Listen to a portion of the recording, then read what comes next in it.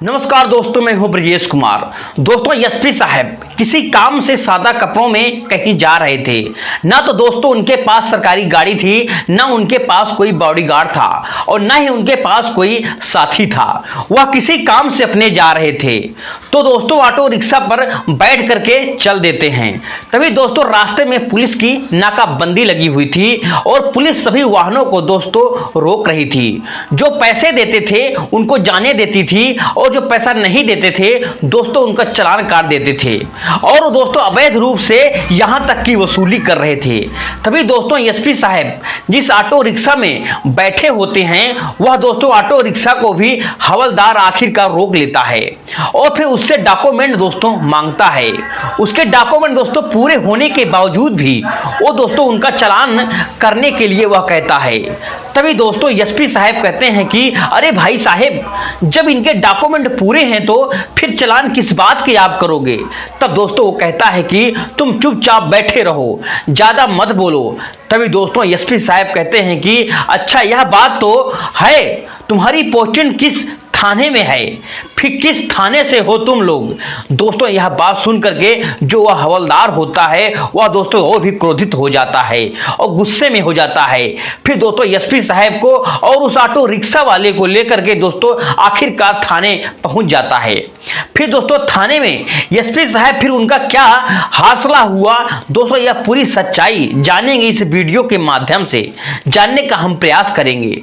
दोस्तों हम जिस घटना की बात कर रहे हैं दोस्तों आपको हम सुनाने जा रहे हैं। दोस्तों यह घटना उत्तर प्रदेश का एक जिला लगता है जौनपुर।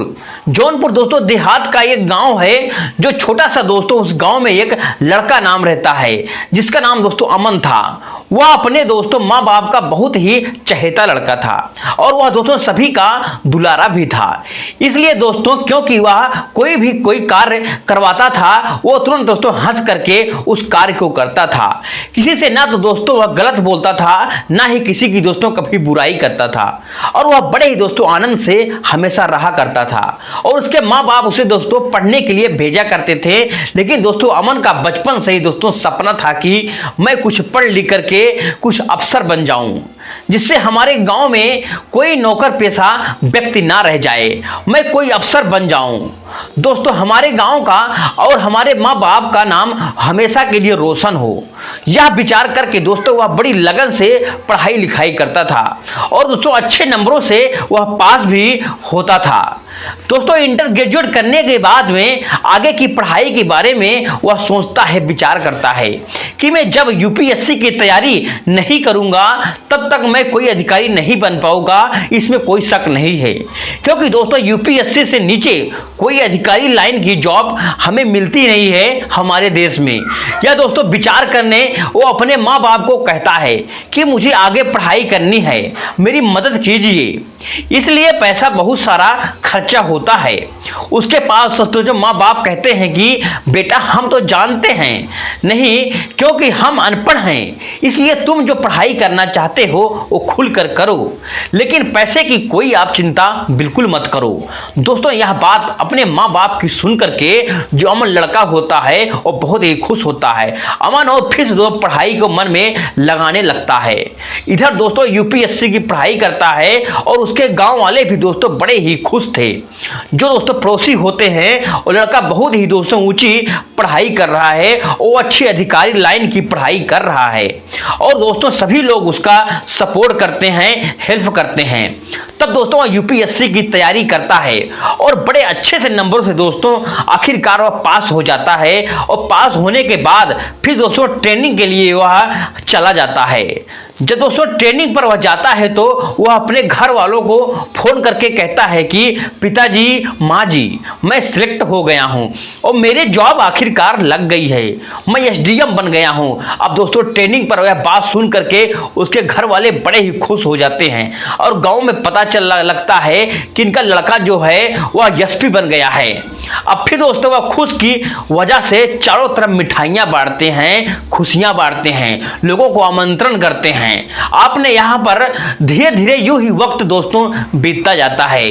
तो दोस्तों एक दिन ट्रेनिंग पूरी करने के बाद अमन जब वह दोस्तों एसपी बन जाता है, सिलेक्शन हो जाता है, तो अमन सोचता है कि क्यों ना अपने घर में चलूं और अपनी खुशियां सभी लोगों के साथ साझा करूं, मैं बांटूं। अब दोस्तों वह घर आता है तो गांव वाले के बड़े ही खुश थे कि आज वह आ रहा है, उसे गले लगाते हैं और सभी लोग दोस्तों बधाइयां देने लगते हैं, खुशियां देने लगते हैं। आज तक हमारे गांव में कोई ऐसा लड़का नहीं पैदा हुआ, नहीं निकला जो पद को इस हासिल कर सकता था। लेकिन दोस्तों अमन एक बहुत अच्छा अधिकारी बन गया था, इसने दोस्तों बहुत अच्छी रैंक प्राप्त कर ली थी।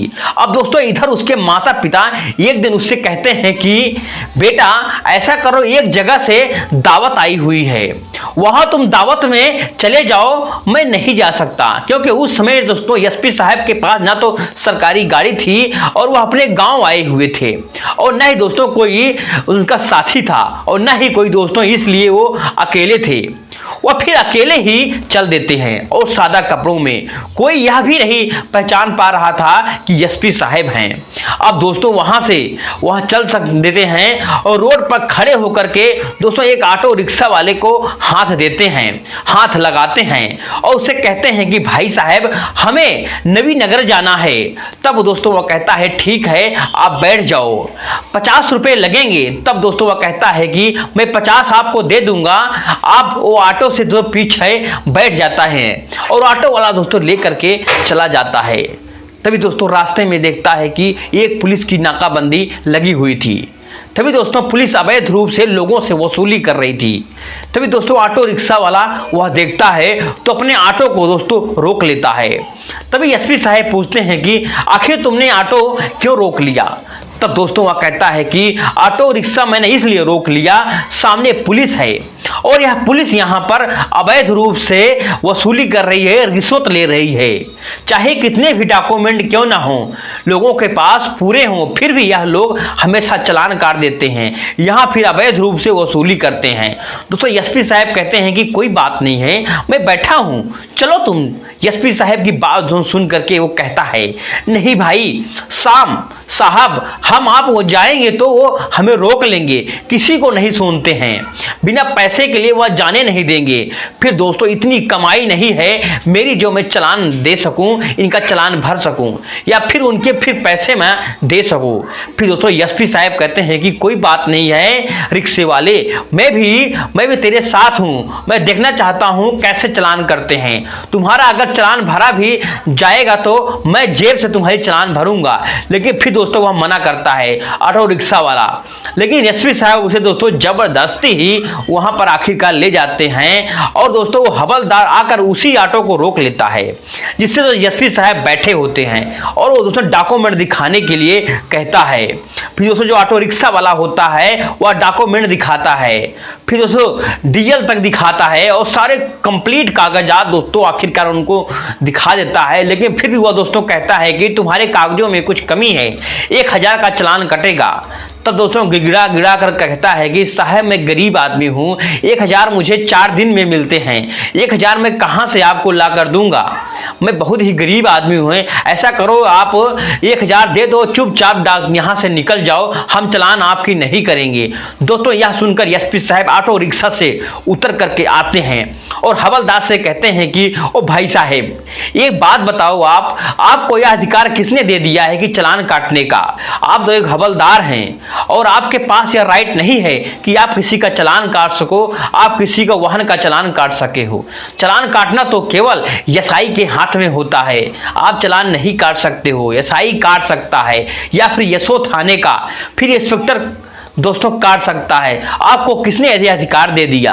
तो दोस्तों हवलदार कहता है कि तू ज्यादा कानून मुझे मत बता, मुझे पाठ मत पढ़ा, हमें मत पढ़ाओ, हम अच्छी तरह से जानते हैं कि चालान काटना है, तुम चुपचाप बैठे रहो। तब दोस्तों एसपी साहब कहते हैं कि आखिर यह बताओ तुम किस थाने से पोस्टेड हो, तुम्हारी ड्यूटी कहाँ लगी है? सुनकर दोस्तों यह हवलदार और भी ज्यादा क्रोधित हो जाता है, गुस्सा हो जाता है और कहता है कि तुम ज्यादा बकवास मत करो, अभी तुम थाने में ले जाऊंगा और सब कुछ मैं बता दूंगा कि मैं किस थाने में पोस्टेड हूं। तब दोस्तों एसपी साहब मुस्कुराते हुए कहते हैं कि मैं यही चाहता हूं कि तुम मुझे थाने लेकर चलो, कम से कम मुझे पता तो चलेगा कि तुम किस थाने से तुम्हारी पोस्टेड है। तब दोस्तों वह हवलदार, वह जो होता है, गुस्सा में आकर के साथियों को बुलाता है और उसे दोस्तों ऑटो रिक्शा वालों को भी, ऑटो रिक्शा दोस्तों एसपी साहब को लेकर के थाने पहुंच जाता है और थाने में दोस्तों वह जाकर के बैठ जाते हैं। फिर दोस्तों उनके खिलाफ कोई कार्रवाई करने लगते हैं। तभी दोस्तों वहां से एक गार्ड आता है और वह गार्ड जब दोस्तों वहां पर नियुक्त था, वह गार्ड की नजर दोस्तों जब एसपी साहब पर पड़ती है तो दोस्तों आकर के एकदम सलूट मारता है, एकदम दोस्तों दंग रह जाता है। जैसे ही दोस्तों गार्ड ने सलूट मारा तभी दोस्तों लोग देखते हैं, जो दोस्तों पुलिस कांस्टेबल वहां पर सारे बैठे हुए थे, वो थाने के जो हवलदार थे, कि इसने इसे सलूट क्यों मारा, आखिर बात क्या है। वह पूछता है आखिर तुम इसे सलूट क्यों मार रहे हो इस साधारण व्यक्ति को। तब दोस्तों वह कहता है कि अरे तुम्हें पता नहीं है, तुम्हें मालूम नहीं है कि एसपी साहब हैं, अभी अभी तैनाती इनकी हुई है, नए नए हैं, अभी दे करके आए हैं। यह बात सब दोस्तों सुनते हैं तो उनके पसीने छूट जाते हैं, उनके दोस्तों आंखें खुली खुली रह जाती हैं, उनके पैरों के तले दोस्तों जमीन खिसक जाती है और हड़बड़ी दोस्तों मच जाती है।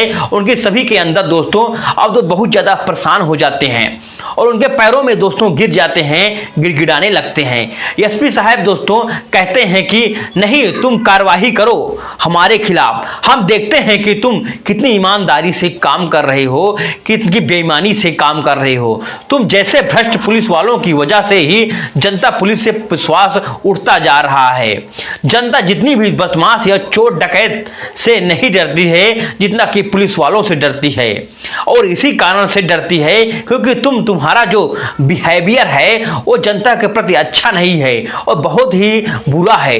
तुम तो अपनी गुंडागर्दी करते हो और इस वर्दी का नाजायज फायदा उठाते हो, इसमें तुम्हारा कोई भी अधिकार नहीं है। तुम पुलिस विभाग में रहो। इसमें कोई उसी समय दोस्तों जो हमारे एसपी साहब होते हैं वो फोन लगाते हैं, एसपी साहब तुरंत उनकी दोस्तों शिकायत उनके सस्पेंड कर देते हैं। अब दोस्तों जो सीमेंट जो सस्पेंड हो जाते हैं, फिर एसपी साहब उस रिक्शा वाले से कहते हैं अब चलो, मुझे जहां जाना है वहां आप छोड़ दो। दोस्तों यह बात को देख करके, यह दृश्य को देख करके रिक्शा वाला बड़ा खुश होता है और बड़ा ही प्रभावित होता है और वह कहता है कि साहब आपने मुझे पहले क्यों नहीं बताया कि आप एक एसपी साहब हो। दोस्तों वह मुस्कुराते हुए कहने लगते हैं कि मैं आपको पहले ही बता देता तो यह बात लीक हो जाती और फिर इन लोगों की करतूत मुझे पता नहीं चलती और यह बात सामने ना आती, इसलिए मैंने तुम्हें नहीं बताया। अब चलो मुझे वहां छोड़ो। अब दोस्तों जो ऑटो रिक्शा वाला होता है वह बड़े खुशी खुशी एसपी साहब को ऑटो रिक्शा में बिठा करके उनके स्थान पर आखिरकार छोड़ देता है। तो साथियों यह कहानी आपको कैसे लगी है और अपने राय दोस्तों कमेंट सेक्शन में जरूर बताएं। अगर आपको दोस्तों कहानी अच्छी लगी हो तो प्लीज हमारे चैनल को लाइक और सब्सक्राइब करना दोस्तों ना भूलें। मिलते हैं दोस्तों इसी प्रकार से कोई नेक्स्ट कहानी के साथ एक नेक्स्ट वीडियो में। तब तक के लिए इजाजत दो हमें। नमस्कार, जय हिंद, जय भारत, जय हिंदुस्तान।